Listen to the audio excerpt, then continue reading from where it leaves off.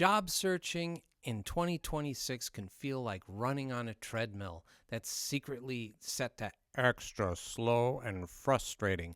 Nearly 80% of job seekers feel unprepared, and two-thirds say the market is tougher due to a massive competition and skills mismatch.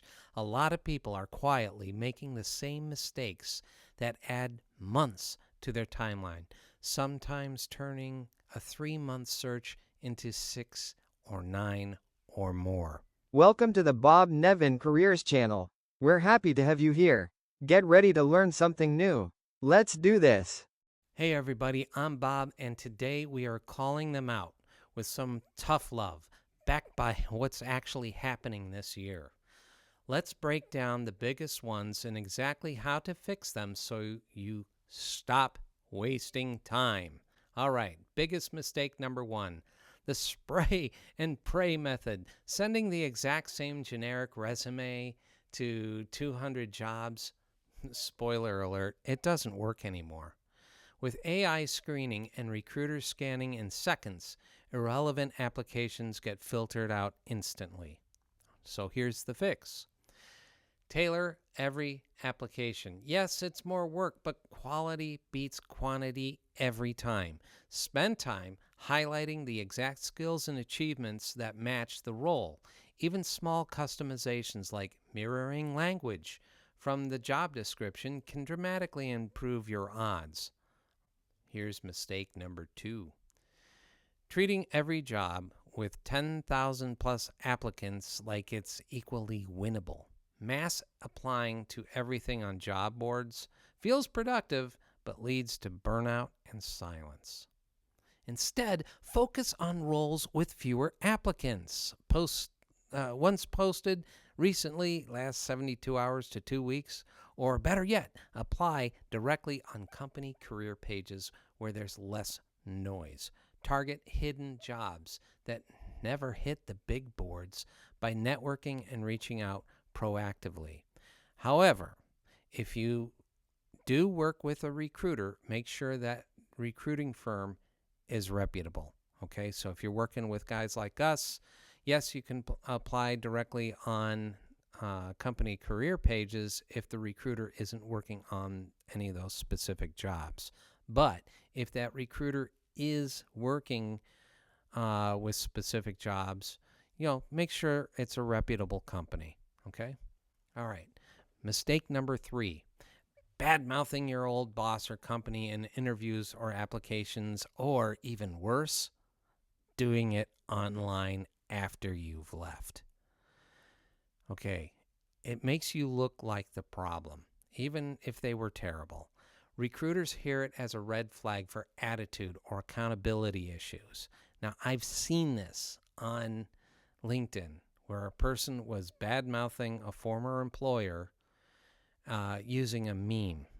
If you're doing that, stop, go back, take all that stuff down, because we as recruiters, even if it's company level or a private recruiting firm like mine, we do online searches to make sure that this person that we're working with is a good person and he doesn't have any red flags with attitude or accountability issues. Okay, so keep it classy.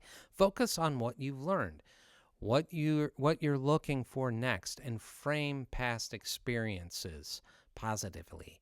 Use positive things like I grew a lot in that role, but I'm excited about opportunities with more, whatever specific thing you need works way better. Okay, that whole thing works way better. So keep it classy and focus on what you've learned. Okay.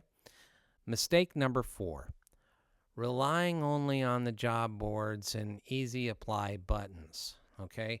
In 2026, the best opportunities often happen through networking, referrals, and direct outreach, especially with recruiters such as C.H. Nevin and Associates. Okay. That's my firm. Oversaturated boards mean your application is one of hundreds and may not even get read. Okay. Here's the fix. Everything is built on relationship selling and relationship marketing. So the fix is to build these relationships, okay? Message recruiters politely with value. Attend virtual industry events or go there in person. Join relevant groups and connect with alumni or people at target companies or recruiters who work in your specific industry. Referrals still beat out cold applications by a huge, huge margin. That is critical information that I just dropped right there. If your entire job search strategy is apply to everything and hope for the best, you're basically playing the lottery, but with way more rejection emails and zero jackpot odds, and you're just wasting time. Okay. Other common time wasters are this: waiting too long to apply after seeing a posting, using overly polished AI generated resumes that just don't sound like you, or not tracking your application at all. All right. So fix those. The smart fix is this: pick just 5 to 8 targeted roles per week. Customize everything: your resume, cover note needed, and other information.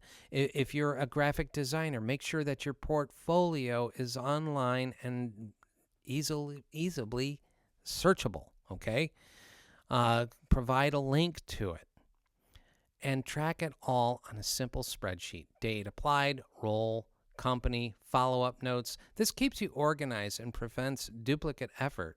And I'd also add in one other thing: scheduling.